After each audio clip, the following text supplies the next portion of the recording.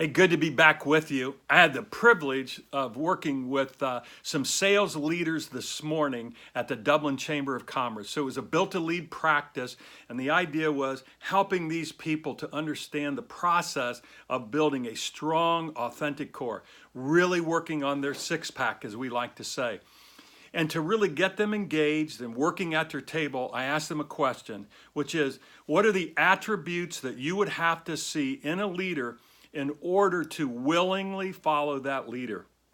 And that's a question that Kouzes and Ponsner, who wrote the book, The Leadership Challenge, which is in its 5th edition, they've been asking that question for over 25 years, and they have an excellent body of research and lots of feedback on that question. And over 60% of the time, these are the 4 attributes that they get back.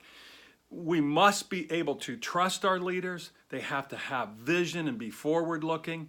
They need to be competent and have the ability to inspire others. And then they went back and they asked the executives in those Fortune 500 companies, of those 4, which is the most difficult for you as a leader to practice? And what they found out or heard was the idea of inspiring others.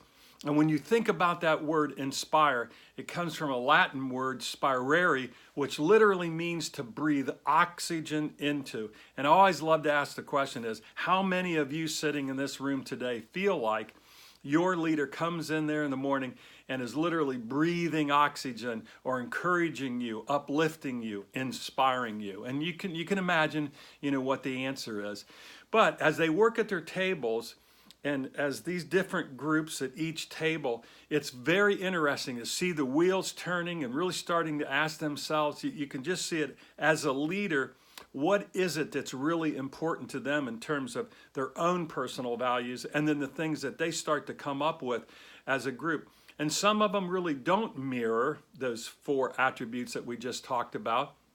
And again, that can cause even more questions within them. And that's exactly what we want, is we want people really starting that exploration process, taking the deep dive, and really starting to ask themselves those important questions, which are, what do I stand for as a man or a woman? What's important to me? What's my sense of purpose about what I'm doing? What's meaningful to me?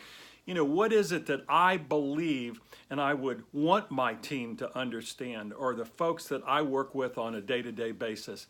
So it's a really intriguing question, and I think it's the first step in really identifying your strong core. And maybe there's a lesson for all of us there, is what is it that's important to us, whether I lead myself, lead my family, or lead 1,000 people? What are the values that would be critical to you as a leader that you could model on a day-to-day basis? Hey, I hope you've had a great week. I look forward to seeing you next week. This is Pete Kunk, Built to Lead.